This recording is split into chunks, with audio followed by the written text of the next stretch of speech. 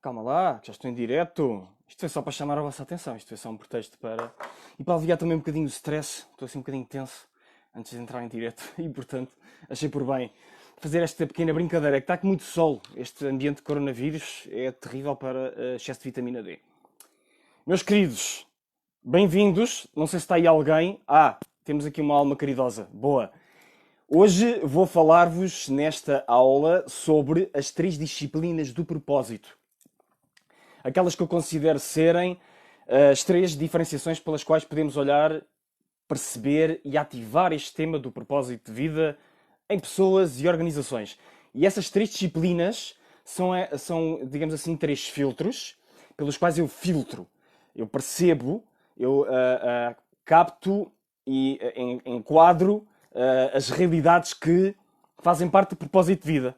E, portanto, essas três disciplinas, saltando já para as três disciplinas de imediatamente, são, em ponto primeira disciplina, a descoberta, a segunda disciplina é a transição e a terceira disciplina é o desempenho ou a excelência. Portanto, eu considero que no planeta propósito, por assim dizer, pegamos na descoberta, na transição e no desempenho ou na excelência e temos todo um universo definido com estas três categorias. E depois o resto é apenas associarmos e desenvolvermos nessa base. E como o próprio tema indica, são disciplinas. Se são disciplinas, então pressupõem uma prática recorrente e continuada. Portanto, são caminhos. São caminhos que temos de percorrer uma vez após a outra e começa por trazer à tona algumas das falácias que nós temos quando pensamos em propósito de vida, em encontrarmos significado, o que é que me faz sentir bem, o que é a minha expressão autêntica e ao mesmo tempo dá aquela sensação que eu estou verdadeiramente a ser eu e a fazer a diferença no mundo, etc, etc.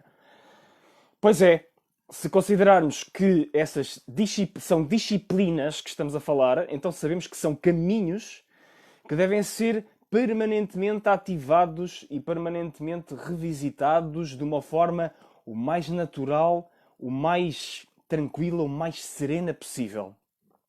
E o mais, como falei ontem na aula relativamente à escada do propósito, devem ter essa base, a base da presença, a base que a atenção plena nos devolve, bem ativa para podermos então em cada momento reconhecer as oportunidades para praticarmos essas disciplinas. As disciplinas que, na verdade, a nossa mente racional pode querer pô-las em modo 1, 2, 3.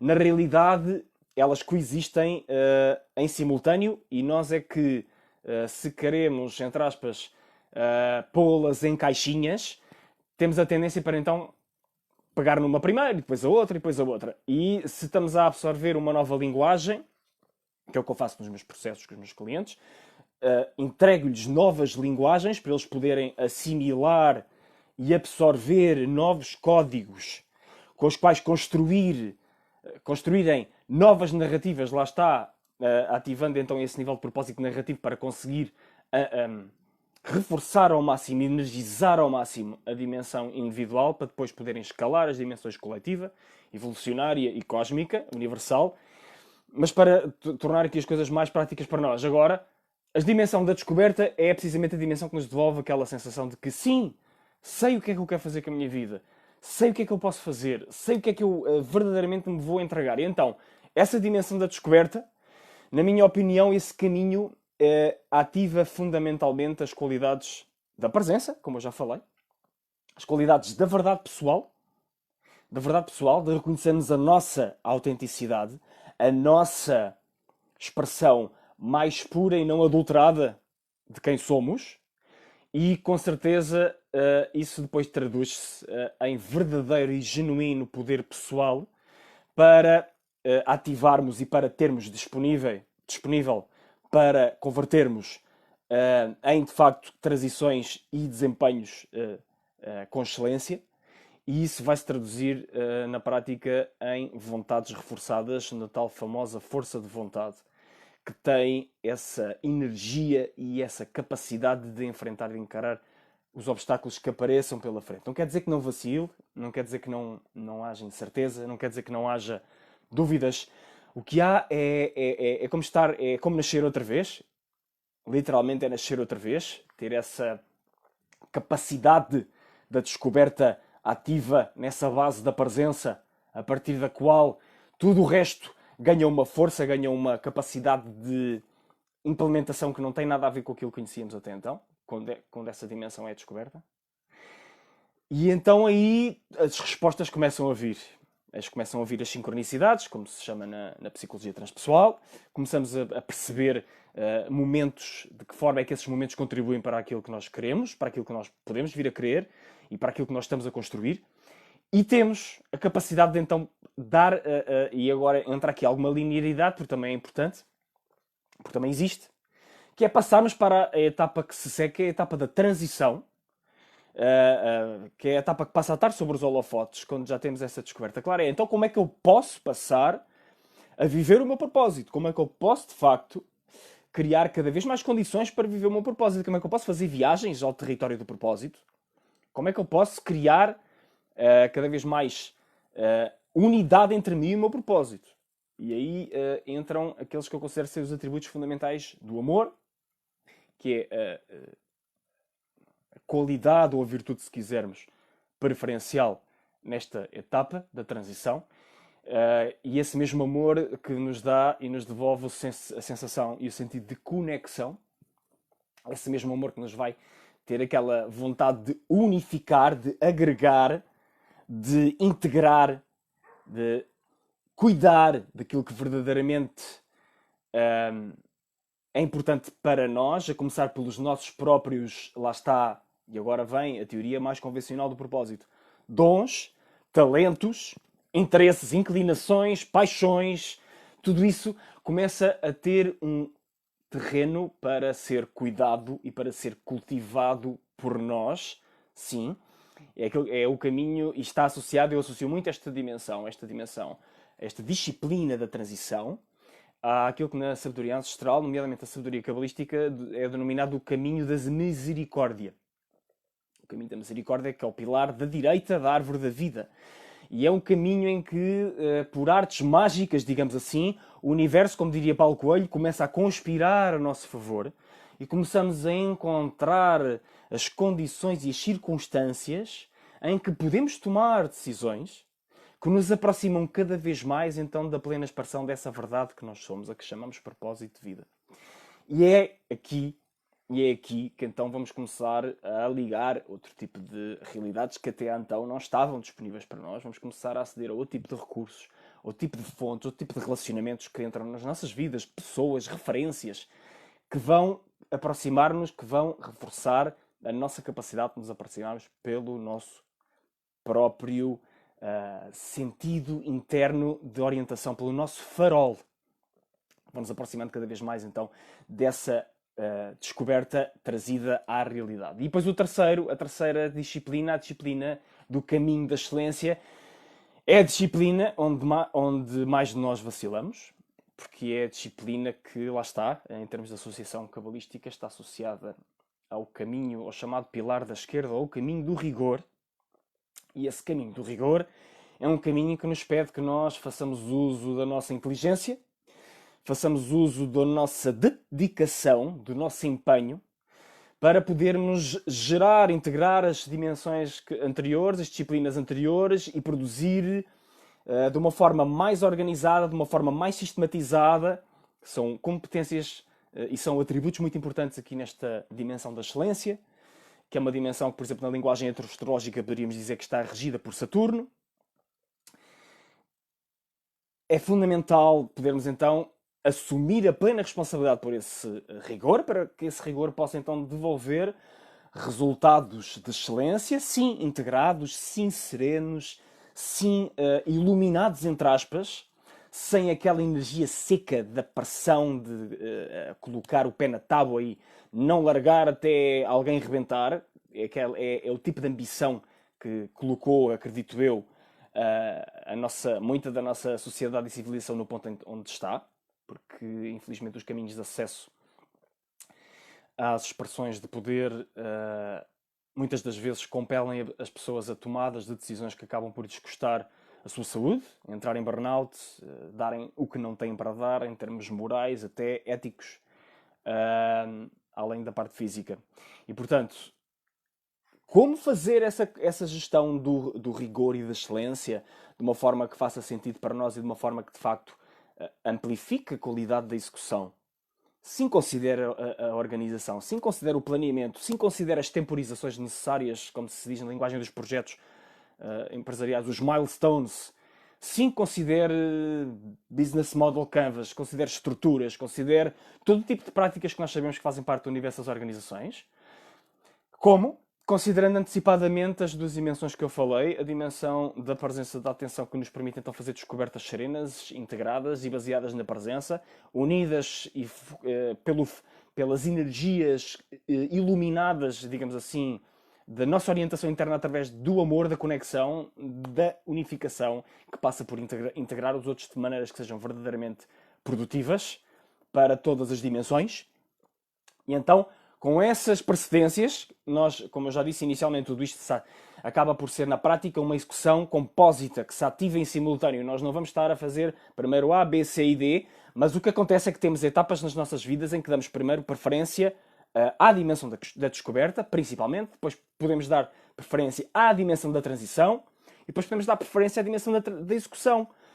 Excelente, como por exemplo, nós conseguimos imaginar que se agora descobrimos o nosso propósito de vida, que ele passa por uma atividade que não é a atividade profissional que estamos a fazer agora, isto para voltar outra vez para a dimensão mais convencional, uma pessoa diz: Júlio, eu não aguento mais aquilo que estou a fazer. Como N pessoas que já me disseram: não aguento mais aquilo que estou a fazer, a minha saúde está nas últimas, já tive de meter baixa médica, estou com problemas de saúde aqui, e então o que é que eu posso saber? O que é que eu posso fazer aqui?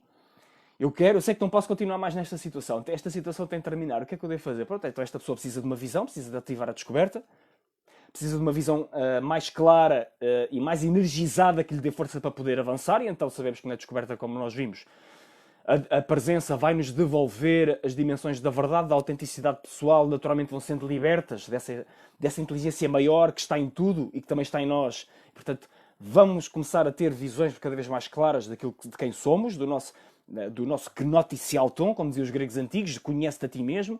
Vamos cada vez mais libertar espelhos disso. Depois vamos sentir cada vez mais poder pessoal, empoderados para essa verdade de quem somos. Isso vai se traduzir em cada vez mais vontade de trilhar um novo caminho. E naturalmente isso vai conduzir a que queiramos fazer uma transição. E essa transição vamos perceber que vamos precisar fundamentalmente de muita energia amorosa para poder alimentá-la, nutri-la, não matar à nascença o bebê, entre aspas, da visão que nós temos. E nós sabemos, e como dizia o grande Agostinho da Silva, o grande problema é mesmo esse, é à nascença tantas sementes que não têm o alimento, que não têm a nutrição para se regarem, o substrato que precisam, uma terra, um contexto apropriado onde possam florescer. No nosso caso, são contextos sociais e culturais e económicos e familiares, até pessoais, onde possamos pôr os pés. Portanto, temos de pedir que o universo, então, com o seu amor infinito, no tal caminho da misericórdia, nos traga essas energias, essas possibilidades, esses recursos. E então podemos pensar nisso como uma forma de ir então nutrindo a dimensão da excelência, a dimensão do rigor, da organização, da dedicação, da persistência e de entrega profunda e deliberada àquilo que nós verdadeiramente queremos. E estava há pouco a ver um artigo aqui sobre um intelectual dos nossos dias que escreveu um livro bastante interessante. Aliás, tenho aqui o livro ao lado, que ocorre-me pegar. Um livro muito interessante para estes dias, chamado Antifrágil. Coisas, things that gain from desordem. Coisas que ganham com a desordem. E ele apresenta o conceito de antifrágil, que é um conceito de que quanto mais incerteza, quanto mais caos, quanto mais desordem temos nas nossas vidas, que o Sr. Nassim Taleb, mais fortes ficamos, mais capazes de enfrentar o futuro ficamos. E eu, claro, com o meu martelo do propósito, tendo a bater em tudo quanto é prego com esse martelo. Mas eu acho que é muito verdade. Eu acho que um propósito de vida, tanto para uma pessoa como para uma organização, é a semente de antifragilidade por excelência. É a semente que faz com que tenhamos recursos, meios, capacidades de poder verdadeiramente encarar tudo o que vem, tudo o que é, todas as nossas limitações, todos os nossos defeitos, todas as nossas insuficiências, tudo aquilo que nos atrapalha como seres humanos, tudo aquilo que nós sabemos, meu Deus, eu preferia mesmo não ser assim, preferia já ser capaz de fazer isto, aquilo e mais outra coisa. Gostava de ser como aquela pessoa também é, ou fazer aquela coisa que aquela pessoa consegue fazer. Olha aquela outra pessoa que está a fazer aquela coisa mais ou menos parecida com a minha, e olha onde é que ela já está e eu ainda estou aqui, etc, etc. Todas essas feridas, todas essas pequenas. Que às vezes não são assim tão pequenas, nódoas negras no nosso ego, perdem importância, perdem capacidade de nos limitar, de nos prender, tornam-se pequenas teias de aranha que aprendemos a sacudir das nossas roupas para seguirmos em frente. E portanto, a questão é aquilo, a minha proposta que eu vos trago hoje, e vamos ser mais curtos nesta aula de hoje, é esta. Estas 3 disciplinas permitem-nos, de uma forma muito simples, perceber que entre descobrir, transitar e desempenhar, há conjuntos de necessidades distintos, com certeza. Na prática, eles irão, num ponto de desenvolvimento mais à frente, no nosso caminho, irão ser ativados em simultâneo, e são ativados em simultâneo. Devemos dar espaço natural para que o nosso ser, em cada momento, sinta qual das dimensões é que está a ser ativada. Devemos dar espaço ao nosso ser para que possamos atravessar as etapas sem que elas sejam interrompidas, e podemos ativar tudo aquilo que eu falei na transmissão de ontem. A presença, a oração, a imaginação sobre o que é que gostaríamos de que a nossa vida representasse. O que é que gostaríamos que a nossa vida no final do dia tivesse trazido, não só para nós, como para todos os outros níveis do propósito que eu falei, para a nossa comunidade, para a nossa sociedade, para a humanidade, para o planeta, até para o cosmos. De que forma é que podemos pedir a intervenção de agências superiores através da oração, por exemplo, através de múltiplas outras práticas espirituais que se calhar alguns de vocês conhecem ou podem vir a conhecer, como os decretos, as afirmações, todo o conjunto, além da prática meditativa. Na verdade, o ser humano é um grande sistema aberto, em plena comunicação com o universo, e que todas as grandes dimensões do ser, como nós também falámos ontem, a dimensão física, emocional, mental, espiritual, todas elas se codeterminam umas às outras, influenciam-se umas às outras. E, portanto, em cada momento, recordarmos que só existem 3 disciplinas, 3 grandes caminhos para o propósito, e que essas disciplinas e esses caminhos são a descoberta, a transição e o desempenho e a expressão. Nós lançamos uma semente, essa semente é regada e desponta numa árvore, depois no desempenho começamos a ver despontar as flores e os frutos que nos dão as maravilhosas colheitas que podemos vir a dar, não só para nós, como em prol dos outros. É um caminho que eu acho que é um caminho de simplificação, um caminho a partir do qual podemos orquestrar todo o tipo de lições, e é um caminho, é uma forma de caminhar que se conecta também à sabedoria ancestral, nomeadamente esta sabedoria que eu falei, a sabedoria da árvore da vida cabalística, em que nós sabemos que a dimensão da descoberta podemos conectá-la na minha associação, aplicando o princípio da correspondência ao caminho, ao pilar central. O caminho da transição podemos aplicá-lo ao pilar da direita ou ao pilar da misericórdia, e o caminho da excelência podemos aplicá-lo ao pilar da esquerda ou ao pilar do rigor. E entender que tudo isto é pelo bem, esta triangulação, esta trindade é integradora dos princípios da vida, naturalmente, e que se ela for naturalmente integrada, não vão haver desequilíbrios e desarmonias persistentes que nos afastem de uma realização com plenitude, que é isso que nós verdadeiramente queremos quando pensamos em propósito. Queremos realização, resultados, sucessos plenos, a partir da verdade e da expressão daquilo que somos, que é a nossa definição de base de propósito aqui. E portanto, meus queridos e minhas queridas, por hoje é tudo. Amanhã há mais. Fiquem bem, protejam-se. Covid-19, esperem por nós, humanidade, que estamos a caminho do nosso melhor e estamos cada vez mais a preparar-nos para fazer a diferença nesta época e viver sendo essa diferença e vendo transformações incríveis, maravilhosas, que neste momento ainda nem sequer concebemos, mas que estão aí acredito eu, ao virar da esquina. Mesmo que esse virar da esquina possa demorar umas décadas, mas nada como pensar no longo prazo. Portanto, meus queridos e queridas, bem-ajam, beijinhos e abraços, até amanhã.